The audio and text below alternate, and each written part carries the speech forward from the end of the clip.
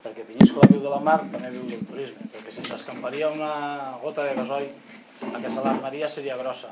I tot el patrimoni que tenim a Cint Peníscola no ens valdria per res. Ja hem tingut una experiència amb el Càstor. Si el Càstor hauria vingut al mes de juliol, hauríem vist a Peníscola el que hauria passat. Menys mal que s'ha paralitzat i esperem que es paralitzi. I per això tenim així tots els pescadors i tota la gent que ha vingut vindre en aquesta reunió que estem muntant, igual que per la manifestació que tenim el dia 22, han d'estar tots junts i han de dir no. No volem les prospeccions petrolíferes. Volem viure de la mar, volem treballar de la mar i me vull jubilar a la mar en 39 anys que tinc. Me vull jubilar de la mar. Però si s'instal·la tot això, no me jubilaré de la mar. A saber on ens tocarà anar, perquè això fa molt de mal. Això és com una paraula que sempre he dit jo que no m'agrada anomenar. Això és com un càncer i això ho crema tot. Això destrueix tot. I tenim unes empreses i hem de luchar per elles. I pel nostre futur dels nostres fills. I només dir-vos això. I presentar-vos així el secretari de la interfederativa, a don José, que vos explicarà com està el tema de les prospeccions petrolíferes i donar les gràcies, com no, al nostre ajuntament que sempre ha estat de cara als pescadors, a totes, a Lupe, a Romaldo, a Afonso, a Rafael, a tot l'Ajuntament en si, i veig alguna cara d'hostaleria, claro, per el que he dit jo, que no només és de pescadors Peníscola, també és del turisme vivim, i un patrimoni que tenim no el tenim que deixar perdre. No es pot deixar caure així com així, com que els invito pel dia 22, moltes gràcies a tots per vindre, i la cofradia es ficarà un autobús a qui s'hi vulgui apuntar per anar a la manifestació del dia 22. Moltes gràcies a tots.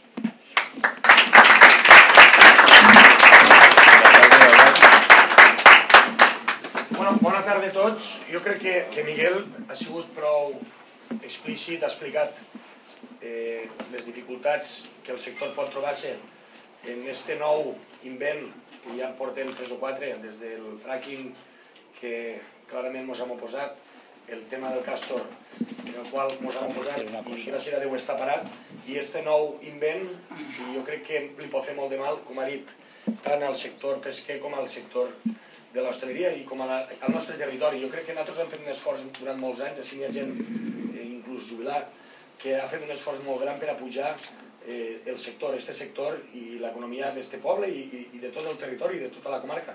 Crec que no val la pena dir que nosaltres ens hem mostrat en contra per segona vegada en el ple de l'Ajuntament per unanimitat tots els grups polítics, i m'agrada veure representants d'altres grups, d'Esquerra Unida i altres que hi ha així. I per què? Perquè no ho volem, i no ho volem perquè sabem que els experts, i després ens ho diran, és una cosa que pot perjudicar seriament al sector i a tota la nostra economia d'aquest territori. Jo res més, dic que estarem al costat vostre el dia 22, el 23, el 24 i el 25, i que ja estem farts una miqueta que en aquesta zona només se'n recorden si el tema dels aerogeneradors que volien ficar dins la mar, si el tema del Càstor, si el tema del fracking o el tema d'aquestes prospeccions petrolíferes que a bon segur només beneficiarien a 4 i a nosaltres ens perjudicarien a tots. Per tant, jo ja ho he dit, estem al costat del sector i de tot allò que féssiu per tal que això no vagi cap endavant.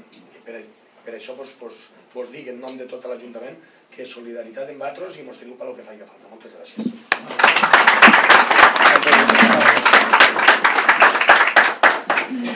Perdoneu, m'ha faltat dir-vos una cosa més. Ahir vaig estar en Madrid, vaig estar reunit en la Federació Nacional de Madrid, la que està a tota Espanya allí, i allí vaig dir aquest tema.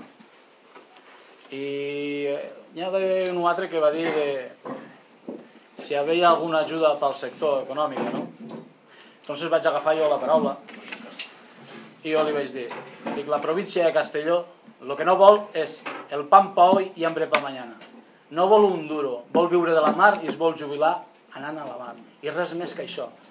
I estava el secretari general de Pesca, Carlos Domínguez, el que els vaig invitar a tota la taula. Els dos directors, a ell i a tots els que estaven allí. I allí se va deixar ben clar el que pensa la província de Castelló, el que pensa tota la comunitat valenciana i el que pensem així a Peníscola, per el que veig avui, que el saló està ple, fora està ple i és digne d'admirar, i moltes gràcies a tots, vos torno a repetir. Moltes gràcies, estic molt agraït.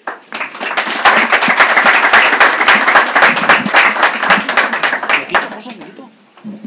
Estoy bien aquí, ¿eh? ¿Sí? Estoy perfecto. Amigos, buenas tardes. Gracias por venir. Es la asamblea más concurrida que hemos tenido hasta ahora. Gracias también al alcalde, a los partidos políticos, hosteleros, compañeros, a todo el mundo. El motivo de estas asambleas es convencer a todo el mundo de que hay un problema muy serio y que tenemos que mantener una actitud activa, que en este caso es venir a la manifestación del día 22, porque en la manifestación del día 22 hacemos una apuesta muy fuerte, porque vamos a hacer una rueda de prensa, porque en cierto sentido este es un desafío a poderes muy serios y muy importantes, y no estaría bien pues que fuéramos 4 gatos allí, y por este motivo estamos viniendo por los puertos a informar de en qué consiste el expediente, en qué consiste la prospección sísmica y cuáles pueden ser los perjuicios y cómo está la cosa ahora, ¿no? Lo que ha pasado, lo que puede pasar, etc. Aquí hay un dibujo de fondo, al margen de si la prospección sísmica hace más daño o menos daño, que hace daño, que es un dibujo de fondo que afecta a todo el conjunto de esta operación. Y voy a poner una comparación que es muy brutal y muy extrema, pero quiero que con esto a ver si puedo hacerme entender para que veáis en qué consiste esto de las prospecciones y de la explotación posterior del petróleo que haya. Pues nos imaginamos que tenemos una hectárea de terreno con naranjos y un pequeño huerto y, si se quiere, un gallinero, y entonces pues tenemos ahí esas naranjas y viene un señor escocés y nos dice que él nos va a sacar las naranjas de los árboles, nos va a hacer la recolección y que va a utilizar un procedimiento de alta tecnología que es estupendo, y le decimos que sí. Este señor escocés hace la recolección de las naranjas con ese procedimiento tecnológico tan bárbaro, y cuando ya las tiene nos dice, bueno, ahora si quieres tus naranjas te tienes que ir a comprarlas a Mercadona a precio de mercado. Y nosotros decimos, no, usted perdone, que son 1000 naranjas. Y el señor escocés dice, no, ya, pero es que hemos hecho aquí un procedimiento mediante el cual yo cojo sus naranjas y después sus naranjas a usted se las vendo a precio de mercado en Mercadona. Y decimos, vale, pero nosotros tendremos, a lo mejor, yo tendré algún derecho porque claro, al ser mi tierra, mi hectárea de terreno, mi naranja, y dice, sí, le voy a dar 8 céntimos. 8 céntimos. Luego voy a explicar que con arreglo a la legislación vigente, ellos nos tienen que dar 8 céntimos por hectárea a nosotros, es decir, 15 pesetas por hectárea de explotación, y nos van a vender el petróleo ese que es nuestro a precio de mercado. Y no contento con esto, pues resulta que ese procedimiento de alta tecnología causa unos perjuicios de tal manera que vamos a coger las cebollas del huerto, se han quemado, los pimientos se han abrasado, la gallina ya no pone huevos, el gallo impotente y 2 gatos que teníamos han salido huyendo, ya no se les vuelve a ver. Y este es el efecto de la prospección sísmica, y lo voy a explicar ahora cómo funciona. El dibujo de fondo de toda esta operación, bajo mi punto de vista, es que ellos se quedan con nuestro petróleo, nos venden nuestro petróleo, a cambio nos dan 15 pesetas por hectárea, y nosotros nos quedamos con esas 15 pesetas por hectárea, que no está mal, que es un capital, y con la marea negra, con la posible radioactividad, que ahora comentaré alguna cosa de esto, y con todos los perjuicios que se derivan de la prospección sísmica. La Comisión Interfederativa de Cofradía de la Comunidad Valenciana ha estado interviniendo en este tema desde su constitución, y voy a comentar brevemente cómo es el expediente para que entendáis que este es un procedimiento administrativo que se desenvuelve progresivamente en el tiempo, de manera que, en primer lugar, el Gobierno dicta 2 reales decretos por los cuales se autoriza a 2 empresas, que una de las cuales es un testaferro, bueno, en realidad son 2 testaferros de la escocesa, Kyle, pero son Med Oil y Capricorn Spain. Entonces da en 2 reales decretos en el 2010 2 autorizaciones, de manera que a continuación Med Oil renuncia a favor de Capricorn, y así, no sé si es un fraude de ley o no, pero eso se ha hecho así. Y entonces tienen ahora la explotación de un montón de cuadrículas, que realmente es un espacio muy grande, que si el máximo que prevé el Real Decreto de Hidrocarburos del 76 son 100.000 hectáreas, pues tienen autorización para explotar casi 500.000 hectáreas, sumando las de todos los permisos que se habían dado.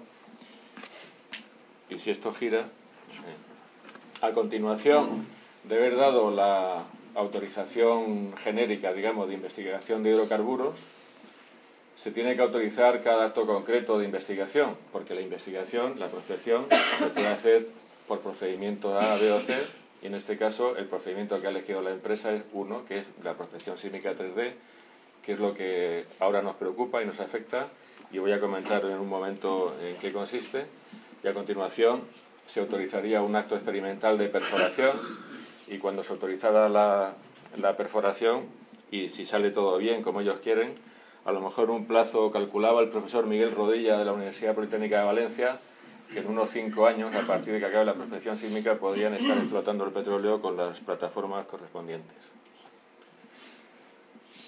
Eso es un dibujo de uno de los reales decretos, claro, del 2010, del 23 de diciembre de 2010. Brevemente la historia de lo que ha hecho la Administración. Nosotros recibimos en la Federación de Valencia una visita después de la Navidad de 2010 a 2011 de la consellera, que nos advirtió de los peligros que tenía todo esto que querían hacer y pidió que las cofradías pues nos pusiéramos más o menos pues en pie de guerra, que habláramos con los ayuntamientos, que hiciéramos incluso recurso contencioso administrativo, que no se hizo porque no recibimos a tiempo la documentación que decían que nos tenían que mandar. Y realmente a partir de ese momento nos enteramos de que existía este problema, no sabíamos nada, y entonces muy agradecidos a la consellera por habernos advertido, un poco menos agradecidos porque nos advirtió cuando le pareció que nos tenía que advertir, porque el gobierno valenciano ya sabía que existía este problema mucho tiempo antes, y ya sabía que existía este problema antes de que el gobierno diera esos reales decretos.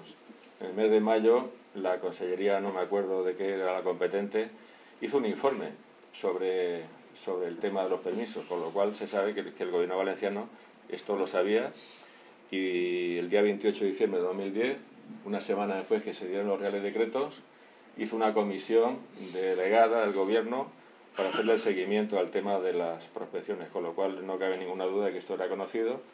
Bueno, pues nada, ellos graduaron, esto no es una crítica, es una descripción de la realidad, eligieron el momento en el que nos tenían que informar, nos informaron, y nosotros a partir de ese momento es cuando nos enteramos. A continuación, el Ayuntamiento de Gandía, de Cullera y de Valencia y la Generalitat Valenciana hicieron una impugnación judicial de esos reales decretos y se perdió. El Tribunal Supremo es el tribunal que llevaba los temas, los recursos, y nada, se perdió, y a partir de ese momento pues ya no sé. La lucha jurídica, desde el punto de vista de la actividad de la Administración, estoy hablando, se detuvo. Cuando empezó a escucharse ruido de tambores nuevamente, porque decían que venían con la prospección sísmica, el sector pesquero volvió otra vez a despertar y a darse cuenta de que había un problema muy gordo que se le venía encima, y entonces pedimos revisar todo, y como no habíamos recibido la documentación de la consellería que nos dijo que nos iba a mandar, pues yo pedí que me dejaran ver el expediente de autorización de hidrocarburos para estudiarlo y valorarlo, y a ver si tenía algo que llevarme a la boca en cuestiones de nulidad por algún error que pudiera encontrar, que normalmente pues aparecen siempre algunos errores. En este caso aparecieron también, pero no nos quieren dejar que veamos el expediente. O sea, de pronto todo el mundo que nos quiere mucho, que nos abraza mucho y que nos da muchos besos y tal, no nos dejan ver el expediente. Lo pedimos el 17 de junio y ahí no había manera de conseguirlo. Lo pedimos a la delegación del gobierno, lo pedimos al Ministerio de Industria y lo pedimos también a la consellería, que lo tenía en copia, aunque no es el custodio del expediente, lo tenía en copia porque hicieron el recurso contencioso administrativo y no había forma humana de conseguir copia.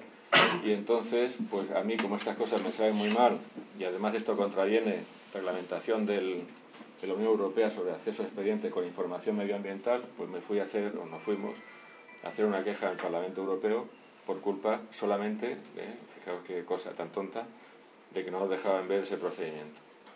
Y se tramitó, vamos, la queja está en trámite, aunque vamos a pedir que se archive, porque ya por fin lo vimos a finales de octubre, y pudimos tener acceso al procedimiento para poner un recurso contencioso administrativo, que luego lo explico cuando explique qué es lo que ha hecho la interfederativa. Y ahora el problema que tenemos es el problema de la prospección sísmica 3D, que consiste en que esta empresa de hidrocarburos coge un barco, por la popa del barco veis ese punto rojo que es un cañón que está tirando un sonido de muy baja frecuencia, 259 decibelios, y la finalidad de ese sonido es generar un modelo en 3D del lecho y del subsuelo marino para poder saber dónde tienen que perforar. No es para saber si hay petróleo o no, ya saben que sí que hay petróleo. Tienen que saber por dónde tienen que perforar. El sonido, esto digamos que es como si fuera una ecosonda cualificada, porque veis que rebota y es recogido por un micrófono que llaman streamers, que están ahí detrás, que va remolcando el barco. Y el tema de la prospección sísmica 3D es un problema de gestión muy difícil, no solamente por el sector pesquero y los afectados, sino por el gobierno también, incluso por la empresa, porque realmente si analizamos las consecuencias materiales y en perjuicio de recursos biológicos de estos actos, y si vemos con detalle el estudio de impacto ambiental que ha presentado la empresa, porque se está tramitando en el Ministerio de Medio Ambiente la declaración de impacto medioambiental, pues lo que comprobamos es que se sabe muy poco. La mala fama de estos actos, pues lo que dice es que el sonido puede romper la vejiga natatoria de los peces y puede causar mortandad masiva. Y si no se causa mortandad masiva, pues se pueden dar lugar a conductas inesperadas propias de cuando no solamente los peces, sino todo el mundo, que no se siente a gusto con ese sonido, pues se marcha. Y como el campo no tiene puertas, el mar no tiene puertas, pues no hay manera de saber que ese pescado que se marcha, pues que vaya a volver.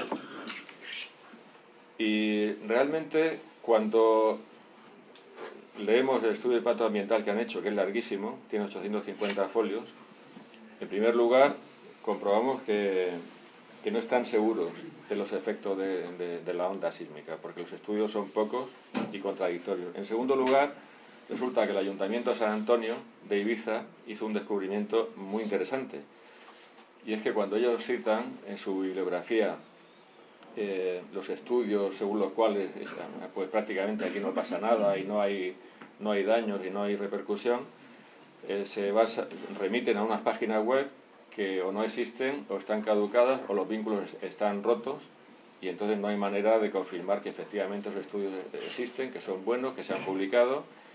Y como decía el otro día en Valencia, yo creo que con esto la empresa está al borde del ridículo, porque no se me ocurre otro nombre para designar el efecto que está causando esto de que no existen esos informes o esos vínculos.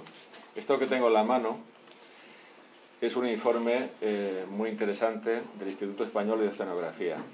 Sabéis que es el órgano científico oficial del Ministerio de Agricultura. El Ministerio de Agricultura ahora forma uno con Medio Ambiente. Quiere decir que el Ministerio de Medio Ambiente, Agricultura y Medio Ambiente, es el que hoy debe de elaborar la declaración de impacto ambiental para decirles a estas personas que esto se puede hacer. Bueno, pues el órgano científico oficial del Ministerio de Medio Ambiente, versión marina, digamos, que es el Instituto Español de Oceanografía, en este informe no los pone a caer de un burro, pero le falta poco, porque da una serie de razones muy contundentes, ¿no? Por ejemplo, leo que los efectos de la prospección sísmica en 3D son efectos poco cuantificados o son desconocidos, que los informes en los que se afirma que estos sondeos 3D son inocuos, algunos de ellos son estudios elaborados por paneles científicos donde han intervenido las propias petroleras, ¿eh? Es una cosa muy antigua, ¿no? Las petroleras contratan a un científico para que haga un informe,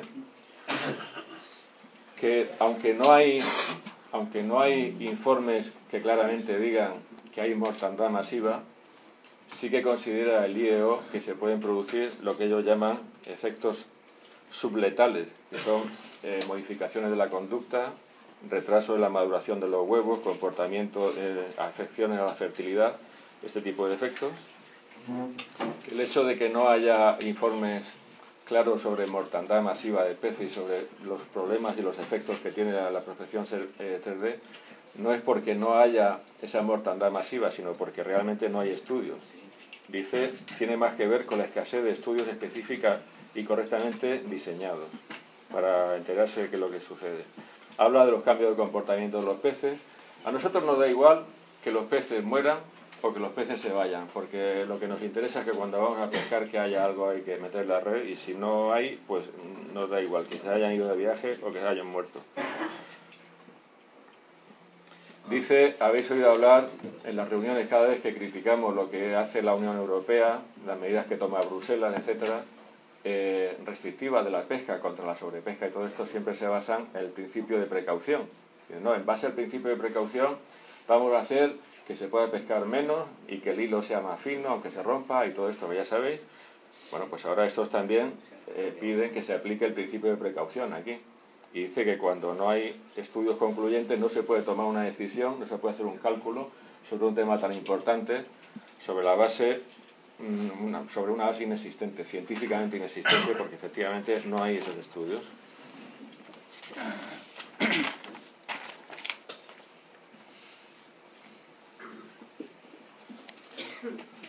Citan, después de hablar de los cetáceos, que es un tema grave, aunque no afecta directamente aquí al sector pesquero, citan un estudio hecho de la siguiente manera.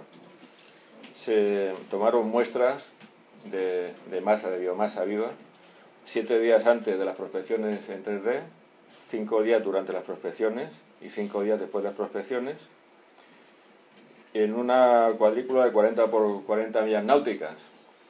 Resultados: las tasas de captura se redujeron hasta una distancia de 18 millas náuticas de la zona de disparos. Esto es muy importante, porque una de las preguntas, luego lo comentaré, que les hacíamos a ellos en las reuniones, a la empresa, es que esa onda, el efecto del disparo del sonido y la posibilidad de escuchar ese ruido, a qué distancia se disipa del foco emisor, porque ellos ahora veréis que han hecho ya unas cuadrículas en el mar, van a actuar dentro de esas cuadrículas, pero el sonido puede salir fuera de esas cuadrículas, y aquí dice que nada menos que 18 millas náuticas desde el foco emisor, en esa distancia se hacía sensible el ruido. La reducción de peces más pronunciada se produjo dentro de la zona de los disparos. Las capturas de arrastre y las capturas de palangre de algunas especies se redujeron en un 70%. En algunas especies en un 45%, en el caso está hablando aquí del palangre de bacalao. Una reducción relativamente menor de peces grandes, y durante el periodo de 5 días después de tomar las muestras, después del experimento, dice, las tasas de captura y la biomasa no habían vuelto a los niveles anteriores. Y esto es lo que hay. Esto es lo que dice el IEO. Luego se refiere específicamente a columbretes. Cuando se hizo este estudio, la cuadrícula se quedaba a 11,1 kilómetros de columbretes. Estos de la empresa han considerado que tenían que hacer algo y han reducido la cuadrícula por el norte, y ahora están aproximadamente, el límite está a 20 kilómetros de columbretes, pero 20 kilómetros de columbretes, sabéis, todo el mundo sabe lo que es una milla náutica, ¿no? 1852 metros, con lo cual todavía estaríamos escuchando el sonido. Y aquí lo que dice es que, claro, los datos positivos de la reserva de columbretes son fantásticos. Habla de la langosta, dice que hay 18 veces más masa biológica de langosta dentro de la reserva que fuera de la reserva, y que no hace más que incrementarse el número de individuos, porque no hace más que incrementarse, como es lógico, el número de individuos reproductores. ¿Qué puede pasar con el ruido? Pues lo que puede pasar con el ruido es que estas especies desaparezcan. En este caso nos tapamos los oídos porque sean pescadas, debido a que a consecuencia de los ruidos haya comportamientos inesperados de migraciones y de que se marchen, lógicamente se irán de la reserva, ¿no? Y entonces pues puede haber un problema para la reserva bastante serio.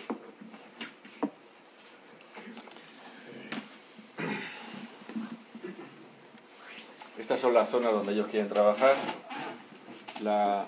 la cuadrícula verde que veis más a la izquierda es la que llaman albufera y renunciaron a esa cuadrícula. No hay que tenerla en cuenta porque no van a trabajar en ella, porque entraba demasiado en conflicto con el sector pesquero y además porque mucha gente se alarmó creyendo que dentro de la albufera iban a buscar petróleo y decían, bueno, esto es increíble. No es así, pero el caso es que son las 4 que se ven a la derecha, que son Altamar 1, Altamar 2, Benifayó y Gandía.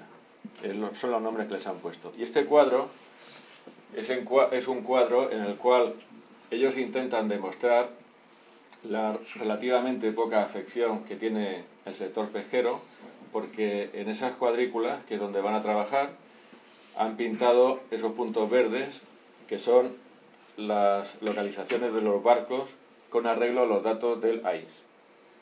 Entonces con esto ellos dicen, bueno, sí hay solapamiento, pero muy poco, porque ahí no va nadie a trabajar, etc. Los errores que tiene esto son varios, porque realmente se ve que este estudio de impacto ambiental tiene mucho de presentación hueca de contenido y con poco rigor. En primer lugar,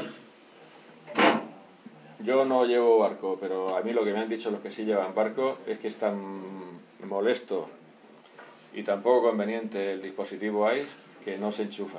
Muchas veces no se enchufa porque a nadie le interesa dónde estamos pescando y dónde vamos a buscar los caladeros. En segundo lugar, estos datos se refieren a cerco y arrastre.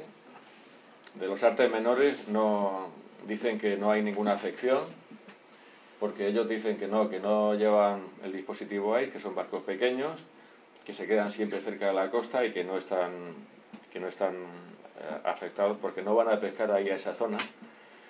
Y esto es simplemente pues una falta de atención a la realidad y una falta de querer saber cómo funciona el sector pesquero, porque sí que es cierto que la mayoría de los barcos de arte menores son pequeños, bueno, todo el mundo lo sabe, pero también es cierto que hay barcos de arte menores que no son tan pequeños y que van justamente a pescar ahí a esa zona. En Valencia, por ejemplo, van a coger merluza cerca del canal y el otro día en Vinaròs me comentaban que el lenguado pues también lo van a coger ahí y claro, la merluza a lo mejor puede marcharse si escucha los ruidos y se siente incómoda, pero esos peces que viven en el fondo pues no, es lo mismo que la gamba roja, que es lo que vive ahí en esos fondos en el talud continental, que no tienen cola para salir huyendo. Los perjuicios que haya pues los tendrán que tragar.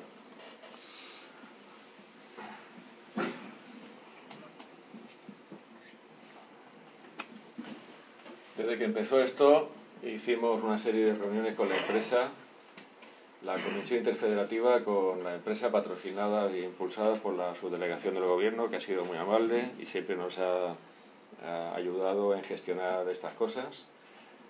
En esas reuniones con la empresa había 2 cuestiones que les preguntamos que no las supieron contestar. Una de ellas es lo que he comentado antes, de a qué distancia del foco emisor se disipa el ruido y se hace inocuo el ruido, porque aunque, como he dicho, aunque haya unas cuadrículas, no nos preocupan las cuadrículas, nos preocupa hasta dónde se escucha el ruido.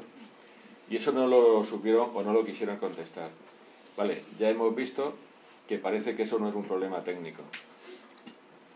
Eso no es un problema técnico porque el IEO nos ha dicho que son 18 millas náuticas, pero estos nos decían que no sabían, ni que no sé qué, que venga a ponerte pegas cuasi pseudocientíficas para no explicártelo. Y la otra cuestión que les preguntamos es que qué es lo que sucedió en Noruega, porque esta gente está trabajando allí y cuando vinieron a vernos en julio a la delegación del gobierno, a la subdelegación del gobierno, pues nos decían bueno, nos pusieron un PowerPoint, que eso era una misa insufrible, explicándonos lo fantástica que era su empresa y lo bien que trabajaban, su preocupación que tenían por el medio ambiente. Cuando ya nos aburrieron con eso, empezaron a decir que en Noruega había ido todo muy bien, que no había habido ningún problema y que, bueno, que era todo divino. Y entonces, cuando terminaron la homilía, le dijimos, bueno, pero ¿qué pasó en Noruega? Exactamente, ¿qué pasó en Noruega? ¿Cómo, por ejemplo, cuánto tiempo tardaron las pesquerías en recuperarse? ¿Cuánto tiempo tardó la lonja en normalizarse? ¿Si hubo que archivar algún barco pesquero por falta de uso? ¿O qué pasó allí? Y no lo sabían. O sea, estos habían venido allí con un guión, decirles esto a los pescadores, y cumplieron con ese guión, pero no sabían más. Entonces, como no sabían más, nosotros les escribimos a las asociaciones de pesquería de Noruega y nos contestaron y nos dijeron, la carta está, bueno, son estos, esta es la Asociación de Pesquería de Noruega con la que estuvimos hablando, esta es la carta que nos escriben, ¿no? Está en inglés, y una de las cosas que nos decían es que había desaparecido la caballa y no se la había vuelto a ver. Bueno, es un dato. De esto, como decíamos, que el mar no tiene pasillos ni tiene corrales, pues la caballa no había vuelto. Y luego nos decían que había habido una reconversión del sector pesquero, que había habido mucha gente que se había pasado a trabajar a los pozos petrolíferos. Supongo que no es vuestra ambición esta, de volver a casa negro de luto, y me imagino que eso sería porque las empresas pesqueras quizá ya no eran tan estupendas ni tan rentables como habían sido. Bueno, entonces después de nuestra comunicación con Noruega hicimos una queja al Parlamento Europeo por lo que he comentado. También le pedimos al ministro, por molestar, ¿no?, que archivara el expediente y que declarara que ya no tenían estos más remedio, más derecho a hacer las prospecciones, porque el Real Decreto del 76, el Real Decreto de Hidrocarburos por el cual se regula esto, dice que la prospección se tiene que hacer 2 años como máximo después que se han dado los permisos y han pasado los 2 años. Realmente han pasado los 2 años, no tendrían derecho a hacerlo. Y lo hemos pedido, está pedido con su sello de entrada, estupendo y tal. Lo que pasa, claro, no lo han hecho no por gusto, sino porque aquí hay una legislación medioambiental, declaración de impacto medioambiental y tal, que no existía en el 76 cuando se hizo ese Real Decreto, y eso está justificado, pero nosotros lo hemos pedido. Hemos presentado un recurso contra los Reales Decretos en el Tribunal Supremo. Esto ahora mismo ya no está en plazo, porque normalmente el plazo son de 2 meses y han pasado ya años y no estamos en plazo. El motivo de que lo hayamos hecho ahora es porque necesitamos alguna fórmula para intentar parar la prospección sísmica. El recurso es contra los Reales Decretos de autorización y ya nos ha llegado hoy lo que estaba esperando, que es un turno de consultas con las partes sobre posible inadmisibilidad por ser extemporáneo, es decir, por haber pasado el tiempo. Ahora vamos a contestar a eso. ¿Cuál es nuestra contestación? La contestación se confunde con los motivos de fondo. Los motivos de fondo, entre otros, son los siguientes. El artículo 34 de la Ley de Procedimiento dice que cuando se tramita un procedimiento administrativo que no tiene información pública como este, que tenía información pública pero era solamente para los petroleros, pues si alguno quería concurrir a sacar el petróleo mejor, no para los ciudadanos, y se detecta la presencia de ciudadanos interesados, la Administración tiene la obligación de llamar a estos interesados para que se personen si quieren el expediente y opinen. Y creo que hay poca duda de que el sector pesquero es un tercero interesado. Este no es un motivo de nulidad que tuvieran ni los ayuntamientos ni la Generalitat, pero el sector pesquero sí, porque tiene intereses profesionales y económicos directos que podrían ser vulnerados por los Reales Decretos. Y nos tenía que haber consultado. ¿Qué pasó? Pues que ellos aplican de forma robótica y estúpida un Real Decreto del 76 que se hizo pues en el 76. En el 76 no había Constitución, no había adhesión de España a la Unión Europea, no había entrado en bloque la legislación europea a formar parte del ordenamiento jurídico de España y había muchas menos garantías que las que hay ahora, lo cual no ha sido ningún obstáculo para que estos vayan aplicando el decreto del 76 a ciega. Entonces tenemos ese recurso en el Tribunal Supremo, pero vamos a impugnar todo lo que se resuelva y le vamos a atacar, como quien dice, a todo lo que se mueva, y tenemos algún argumento bueno. En especial tenemos un argumento, aparte de este, que es que el Tratado de Funcionamiento de la Unión Europea, en su artículo 3, establece que la competencia de conservación de los recursos biológicos marinos es exclusiva de la Unión Europea. Y entonces aquí tenemos unos señores que están poniendo en grave riesgo los recursos biológicos marinos, y la Unión Europea ni se ha enterado, con lo cual esto pues lo vamos a alegar también y vamos a ver lo que pasa. En relación con el tema, si no lo digo ahora se me va a olvidar, de los problemas medioambientales que puede dar, no ya para la biomasa marina, sino para el medio ambiente marino en general, nos estamos asesorando con Miguel Rodilla, que es un profesor de la Universidad Politécnica de Valencia, del campus de Gandía, que está colaborando con el Ayuntamiento de Gandía, y el Ayuntamiento de Gandía, de forma muy amable, pues digamos que como que nos lo cede un poco, ¿no? Y podemos también beneficiarnos de eso. Y entonces hicimos una reunión en Gandía para hablar de varias cosas, y esta entre ellas, en primavera, y lo que dijo Miguel Rodilla es bastante para preocuparse, porque aparte de que habló de la prospección sísmica, los problemas que podía dar, dice Miguel Rodilla que cuando perforan varios kilómetros. Al perforar varios kilómetros se van a los estratos de las eras geológicas más primitivas, incluyendo el carbonífero. Bueno, entonces atraviesan una serie de estratos donde hay materiales muy diversos. Y entre esos materiales muy diversos hay agua, pero no es el agua que nosotros conocemos, es un agua ácida. El agua nuestra tiene un pH de 8,4, es un agua muy, muy alcalina. Bueno, estas son aguas ácidas que tienen muchos metales pesados y que pueden tener material radioactivo. O sea, puede haber vanadio y uranio, este material que se va desintegrando con el tiempo y va emitiendo isótopos. Y entonces la cosa es tan fantástica y tan estupenda que en ese proceso de perforación van a chupar ese agua y van a verter ese agua, presumiblemente extraordinariamente tóxica, en el mar. Y esto es algo que es así. No se puede garantizar que vaya a suceder ni que no vaya a suceder, porque depende de lo que haya ahí. Pero potencialmente eso será así. Y como es una perforación experimental, pues como toque, tocó. Y si nos toca coger pescado contaminado radiactivamente con uranio, pues tan contentos y tan felices, y viva el gobierno y la empresa y todo esto. Advertidos quedamos.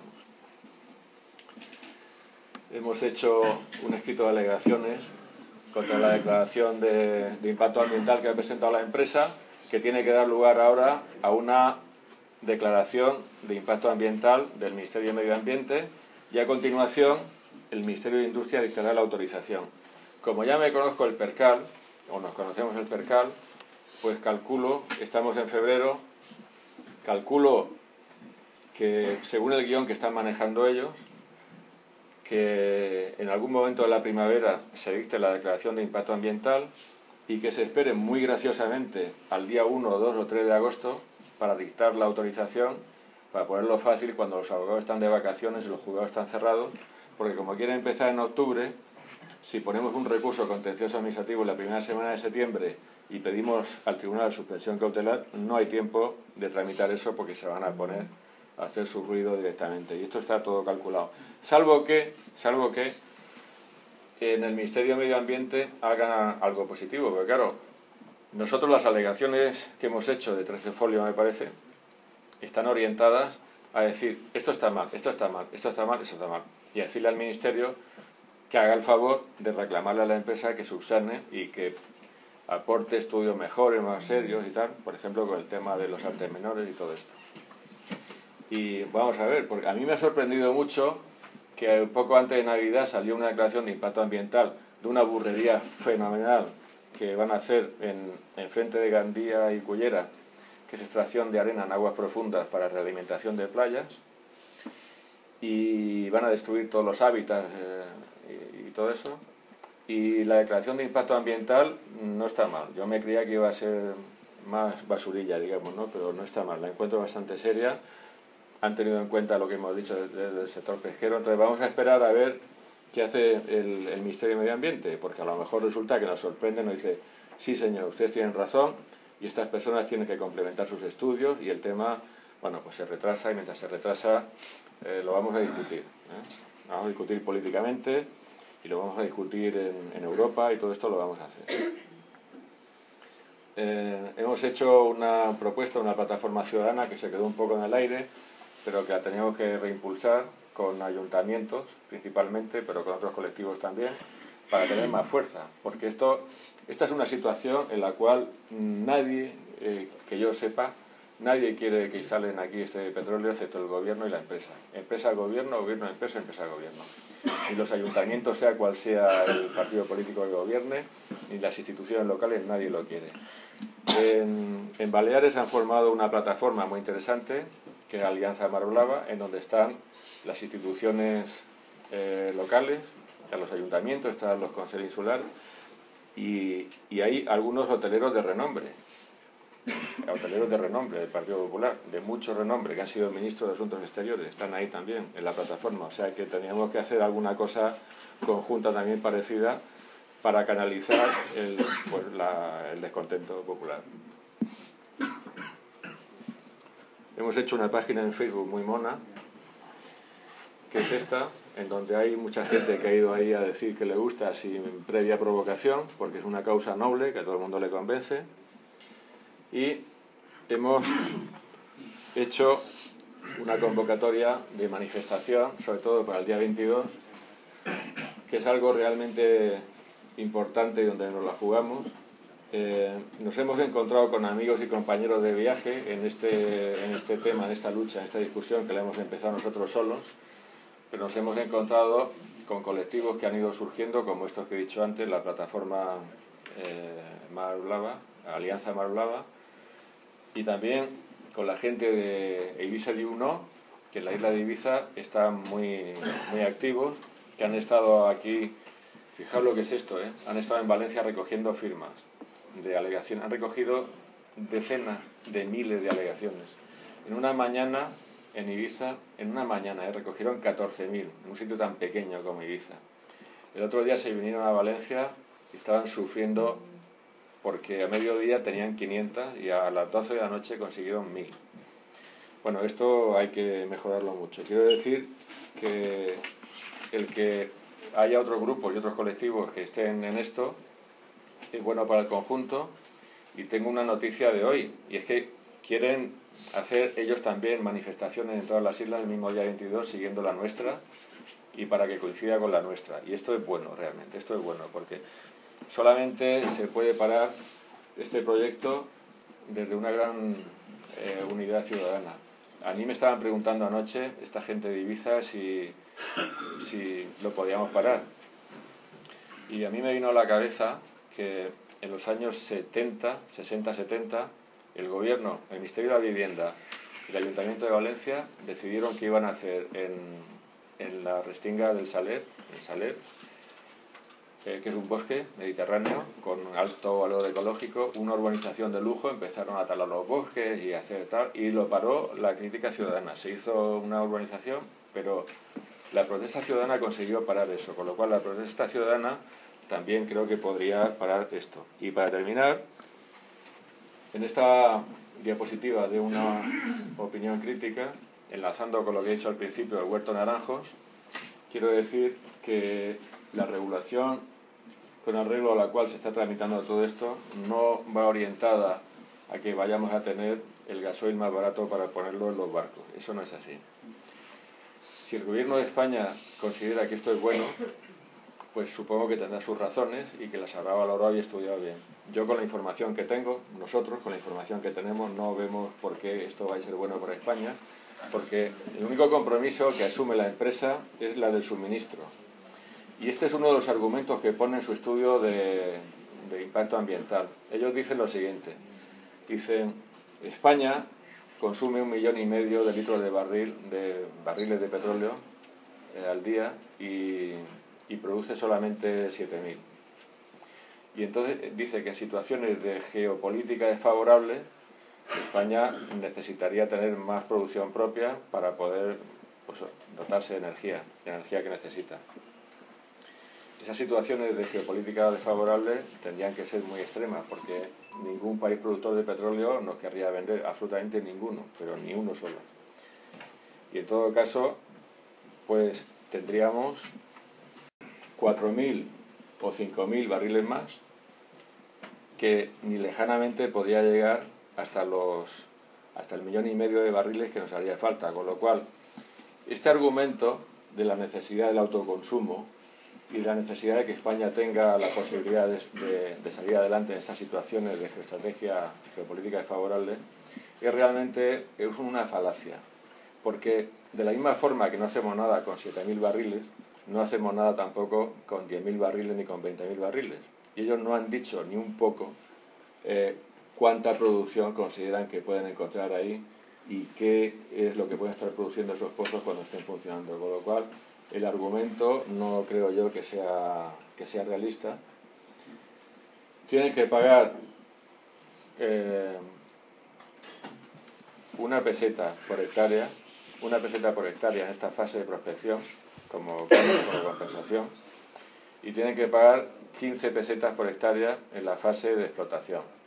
Y esto es lo único que vamos a recuperar de toda esta actividad, con lo cual el balance final yo creo que se puede decir que es que esta gente van a coger nuestro petróleo, que es como lo que decía al principio, las naranjas, y nos lo van a vender a precio de mercado, no nos lo van a vender más barato.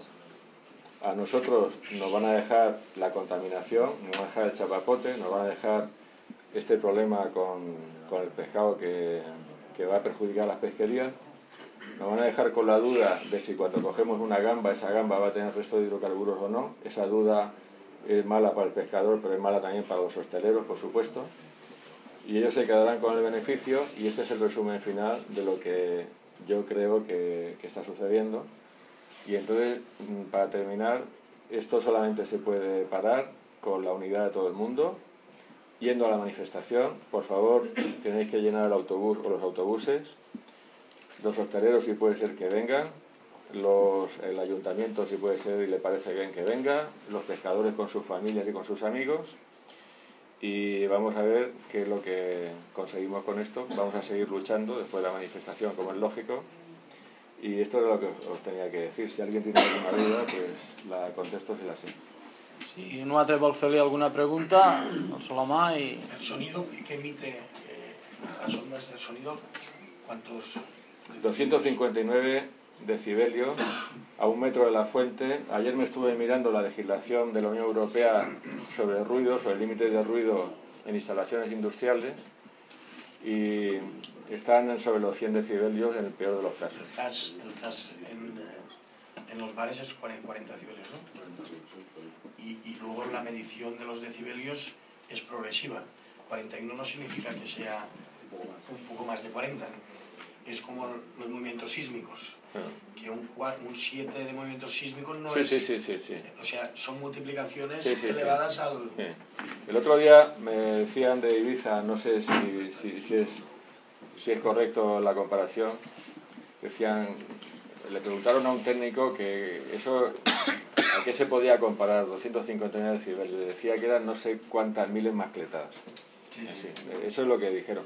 También es cierto que el sonido no se transmite en el agua con las mismas cualidades y de la misma forma que en tierra, pero es mucho, es mucho. Bueno, ya no cabe ninguna duda que es muy perjudicial, y no hay ninguna duda sobre todo de que a mí lo que me escama de todo esto y lo que me queda de todo esto es que nadie sabe lo que va a pasar. Nadie sabe lo que va a pasar. Estos estudios que usted está comentando, ¿dónde se han hecho concretamente? Porque no nos han dicho dónde se han hecho concretamente, porque se supone que se habrían hecho en otra zona. El estudio que cita el estudio que cita el IEO se ha hecho en una zona que se llama el mar de... No, bueno, en Noruega han trabajado, en Canadá han trabajado, en el Reino Unido ellos han trabajado, Lo que pasa es que ellos se refieren a algunos estudios experimentales también que se han hecho, estudios experimentales que no nos hemos ido a cada estudio a mirarlo, en parte por falta de tiempo y en parte porque no están esos estudios, ¿no? Y claro, no todos los mares son iguales, ni todos los pescados son iguales. En nuestro referente más inmediato es el tema de Noruega, pero Noruega es el mar del norte. Es que ahora mismo no tenemos ningún otro referente que yo conozca para ver qué es lo que ha pasado ahí. El mar de... ¿Quién sabe dónde está el mar de Barents? Esto es lo que cita el Diego. ¿Dónde está? El mar de Barents.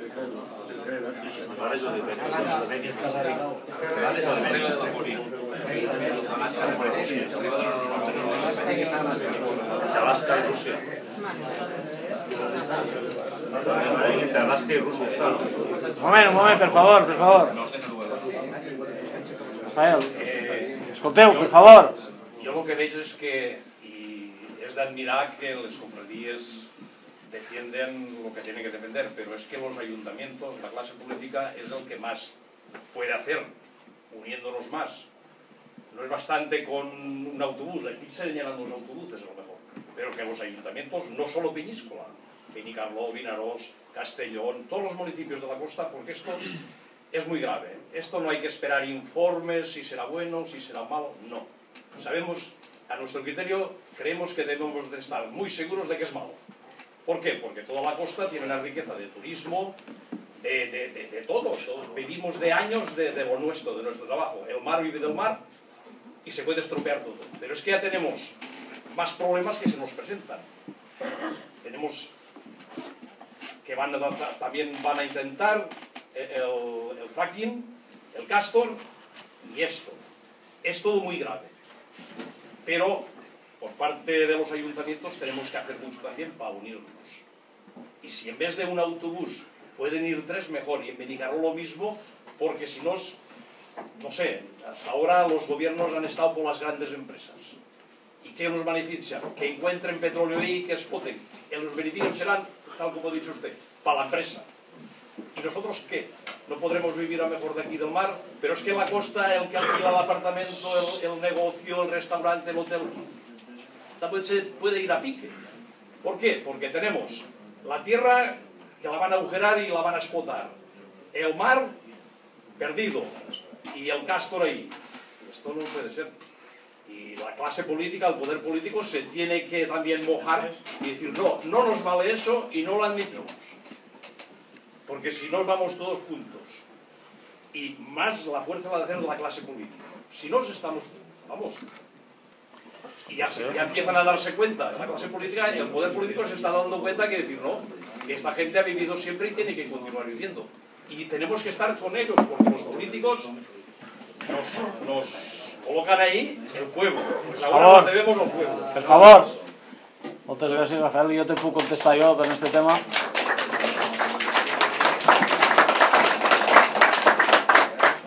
Jo te puc dir que per Peñíscola l'Ajuntament està col·laborant al 100%. Per Benicarló també sé que estan els alcaldes, per Vinaròs també sé que estan els alcaldes, que tens tota la raó del món, que això és una unió, una família tots junts, hosteleros, ajuntaments, pescadors i tots. Hem d'estar tots units. Jo te parlo per Peñíscola, que tinc l'alcalde sí, i l'UPE, estem parlant diàriament per els problemes.